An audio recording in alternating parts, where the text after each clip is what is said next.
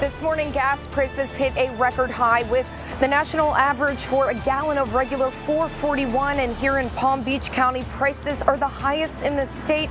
Coming up, the reason why and how long it could last. Plus, a miraculous landing at Palm Beach International Airport has a passenger with no flight experience taking the controls. When somebody just drops that bomb on you that you're not expecting, like here's the situation, it was just like, whoa, I felt like I was in a movie.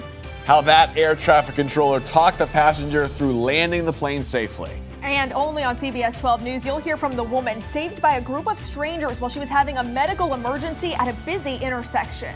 When I started to pull in is when I went out and started to convulse and hit the curb. Next, the incredible video going viral showing how they were able to save that woman just in time.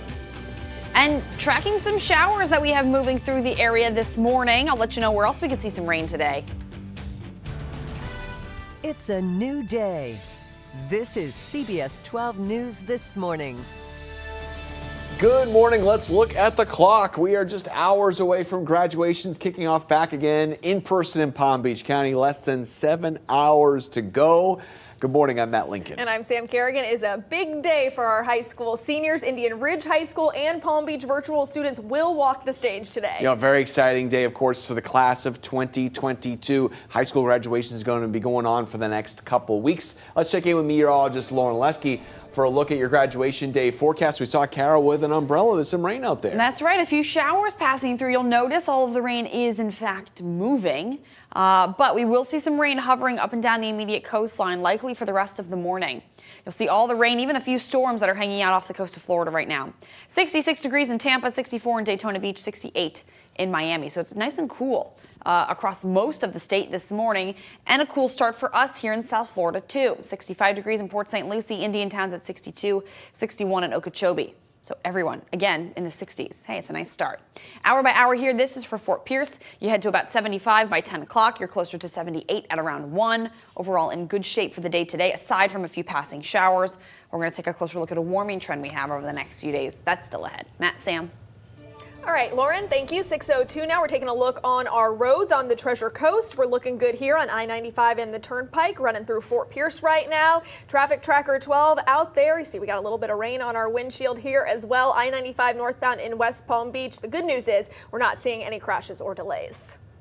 Well, this morning we're starting, like we have every day this week, on what is new with the rising prices on just about everything. A new government report shows inflation has cooled off slightly, but this doesn't mean economic relief is coming anytime soon for the average American. Right, and CBS 12's Jay O'Brien back in with us this morning at the live desk, keeping a close eye on the numbers that have just been released. Jay, what do people need to know this morning? Yeah, good morning, guys. We're getting our first chance to really dig into those inflation numbers, and I want to show you what the new Consumer Price Index looks like. That, by the way, tracks how much prices change. It came out just yesterday. This is a graph from the Bureau of Labor Statistics, which compiled that report. The higher the bar here, the more prices have changed. In this case, that means they've gone up. Energy with a 30% price swing this year, going up compared to last year. Food with more than a 9% increase in just the last month of April. That's more than we even saw in March. This report overall showing that inflation has slightly slowed. It's down a few points as of last month, from 8.8% in March to about 8.3% in April. That is a slowdown, but prices are still really high. The index just about doubled from this time last year. When you break it all down even further and you see just about everything getting more expensive. Transportation, like air travel, is up about 3%. Nationally, rent is up about 0.6%, and here in South Florida, it is way higher than that. Medical services are even more expensive now, and like we said, overall inflation is slightly down, but listen to how one business expert put all of this. In essence, going from an 8.5% annual rate to an 8.3% annual rate is like telling someone who's sick, well, your temperature is gone from 105 to 104.7. Still, experts are using this report as a sign inflation may have peaked and potentially might start to come down even more. A lot of that is due to the Fed raising those interest rates, making it more expensive to borrow money for mortgages or even on your credit card. That's likely going to slow down inflation, the raising of those interest rates, but there are concerns that if that lasts for too long, it could have a nasty impact on the stock market and even lead to a recession, Matt and Sam. And of course, no one wants to see that, Jay. But this morning, inflation not bringing any relief at the pump for drivers. Right now, prices continue to reach record highs as oil gets more expensive. Take a look here. AAA numbers just coming in, and we have a new national record, $4.41, 1 cent higher than yesterday's record. State average just a few cents below that, $4.39. You see Palm Beach County remaining in the red, seeing the most expensive gas in the state, well above the national average at $4.52. CBS 12's Kara Duffy is live at a gas station in Riviera Beach. Kara, what is driving these high prices in Palm Beach County specifically? Yeah, Matt, we checked in with a spokesperson for AAA who told us, believe it or not, it's actually pretty common, even under normal circumstances, for the price of gas to be about 15 to 20 cents higher in Palm Beach County compared to the rest of the state. It just feels like a lot right now because with inflation, people are certainly paying a lot closer attention to every penny spent. Now, as far as the reasoning behind why it is so high locally, he says the cost of living is higher here, including the cost of running a business. So this really impacts the West Palm Beach area as well as Boca Raton. Naturally, gas prices will follow that trend. On top of that, he says everything happening across the world right now is only adding to the already high prices. Take a listen. Given the current global situation, fuel supplies are extremely tight, and then the Russian invasion occurred, and that has just compounded the situation. So we're in a very volatile market right now. Yeah, unfortunately, he says that he believes the high prices are going to stick around. According to AAA, they predict that the high prices will last at least through the busy summer travel period. Matt, Sam, back to you.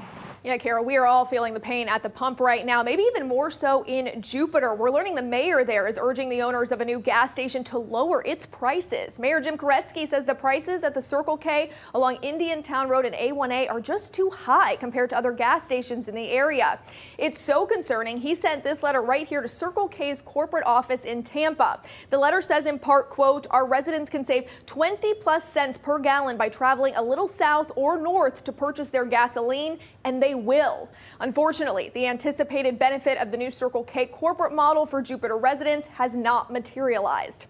Drivers we spoke to, of course, are not happy about this. No matter where you gas up at, they're all pretty high right now. It's ridiculous out there right now. I drove down Indian Town Road. This is the cheapest one. CBS 12 News reached out to Circle K corporate office in Tampa, but we have yet to hear back. And listen up here, I'm going to try to save you money. Vacation just 2 weeks for many students away. You may want to rethink your summer travel plans. Experts say we could see those gas prices jump even higher. So here are some tips they recommend that could help you out. First off, think about staying closer to home. Consider a nearcation. Get rid of those long drives. As you just saw in that map, some states have higher gas taxes, which will drive prices up. 2, shop around. Avoid stations off major highways. Use apps to find the cheapest gas near you. Number 3, take advantage of discounts. Good one, keep in mind, is the Gas Buddy app. All you have to do is search the city you live in. You'll get a list of gas prices near you and a way to save. And next, you should pay in cash. It's usually cheaper than paying with a card. Gas stations will charge you a couple of cents more when you use a credit card or a debit card. And finally, do not drive as fast. Experts say slowing down on the highway can make your gas last longer. A lot of good tips there. 6:08 now the time, and this morning we're following that miracle landing by a passenger with no flight experience at Palm Beach International Airport. The passenger was forced to land the plane after the pilot suffered a possible medical problem.